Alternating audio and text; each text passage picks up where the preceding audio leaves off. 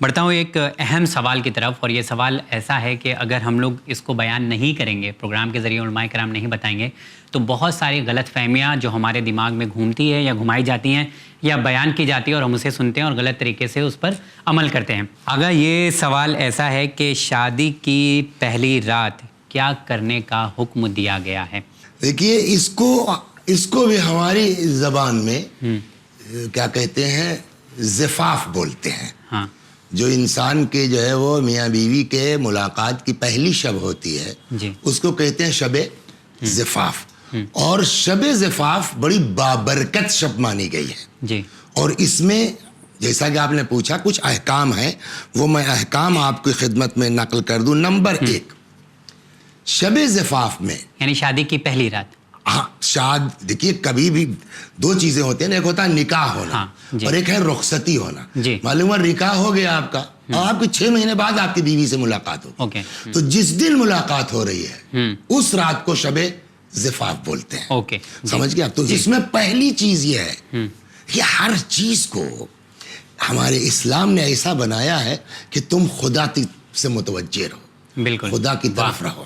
تو پہلی چیز جو اس شب زفاف میں کہتے ہیں، یا رخصتی کی رات میں کہہ لیجئے، یا عروسی کی شب کہہ لیجئے، یا وداعی کہہ لیجئے، یا وداعی کی رات کہہ لیجئے، پہلی چیز جو ہے جو دونوں کے لیے مستحب ہے، بہتر ہے، بیوی کے لیے بھی اور شوہر دلہن کے لیے بھی، دولہے کے لیے بھی۔ بیوی سے بہتر لفظ دلہن ہوگا چونکہ پہلی شب کا ہے۔ جی جی، بالکل، وضو کرنا، دونوں کو چاہیے کہ وضو کریں، وضو کر لیں۔ 1 2، میں نے عرض کیا نا کہ اپنی جیب سے فتویٰ ان مسائل میں نہیں دینا چاہیے، تو میں وہ رسالے ہی کی بات آپ کر رہا ہوں۔ دوسری چیز، کچھ چیز دیکھیے، ایک چیز ہمارے یہاں ہوتی ہے کہ دین میں نہیں ہے، اور ہمارے یہاں کی عورتیں اس کو دین میں بنا کے یا اس سے زیادہ پابند ہو جاتی ہیں۔ بالکل بالکل، کچھ چیزیں وہ ہیں جو دین کہہ رہا ہے، ہاں، ہم کو سمجھ میں نہیں آ رہا ہے یہ کیا چیز ہے۔ جی جی، انہی میں سے ایک چیز یہ ہے کہ ہم لوگوں کے ہاں ہے رسم یہ، مگر میں یہ عرض کر دوں یہ رسم نہیں ہے،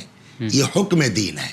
دوسرا کیا کہ جب دلہن گھر میں آئے تو اس کا پہلے پیر دھلانا چاہیے، اور پیر دھلا کر کے رسول اللہ سے حدیث ہے، امیر المؤمنین سلام اللہ علیہ سے پیغمبر نے فرمایا کہ جب دلہن گھر میں آئے تو اس کا پیر دھلاؤ، اور پیر دھلا کے پورے گھر میں اس پانی کو چھڑکو، اس سے 70,000 بلائیں دور ہوں گی، 70,000 رحمتیں نازل ہوں گی، جو تمہاری بیوی کو احاطہ کیے رہیں گی۔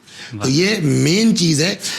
میں یہ پھر عرض کر دوں کہ لوگ یہ نہ سمجھیں کہ یہ رسم ہے، یہ رسم نہیں ہے بلکہ حکم پیغمبر صلی اللہ علیہ وآلہ وسلم ہے۔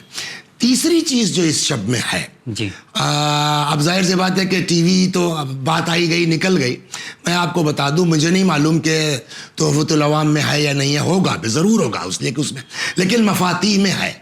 اگر مفاتیح آپ کے گھر میں ہے تو مفاتیح الجنان میں، مین بک میں نہیں، حاشیے میں یہ دیا ہوا ہے کہ جب بیوی گھر میں آئے تو آپ اس کو جو ہے وہ اس کے پیشانی پہ ہاتھ رکھ کے دعا پڑھیے۔ اچھا، وہ دعا بھی مفاتیح میں موجود ہے۔ یہاں بھی جو ہے وہ وضو کے بعد خضوع و خشوع کے ساتھ، پہلے میں نے کہا کہ وضو ہو، پیر دھولا جائے، جی، لیکن اب جو وضو کیا ہے آپ نے تو 2 رکعت نماز بھی دونوں کو پڑھنا چاہیے۔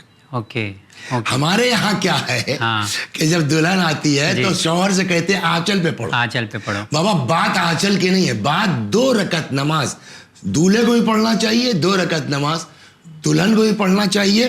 اور اب اس میں کہتے ہیں کہ جو انسان کی آئندہ زندگی کے لیے بہت فائدہ مند اور مفید ہے، تو 2 رکعت نماز کا پڑھنا خضوع و خشوع کے ساتھ، اس دعا کے ساتھ آدمی پڑھے، دونوں دولہا اور دلہن دونوں کے لیے فائدہ مند ہے۔ نماز جب پڑھ لے تو یہ دعا بھی منقول ہے، کیا؟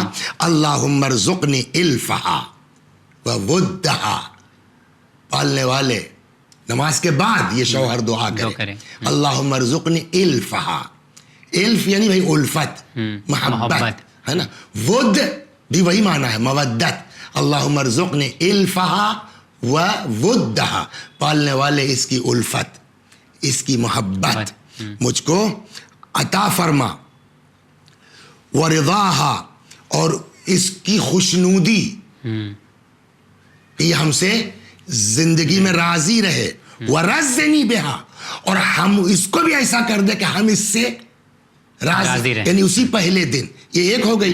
دوسری جو میں نے کہا کہ اس کے اندر بھی ملے گی آپ کو کیا، مفاتیح الجنان کے اندر، وہ یہ ہے کہ آدمی، یہ چوتھی چیز، پیشانی پر عورت کے ہاتھ رکھے اور یہ دعا پڑھے، اللہم بِأَمَانَتِكَ أَخَذْتُهَا، پالنے والے یہ میں نے تیری امانت ہے جو لی ہے. جی. یعنی اس کا مطلب کیا، پہلے ہی دن دین یہ سکھاتا ہے کہ بیوی کوئی لائے ہو، کوئی نوکرانی نہیں لایا، یہ تمہارے لیے اللہ کی امانت ہے.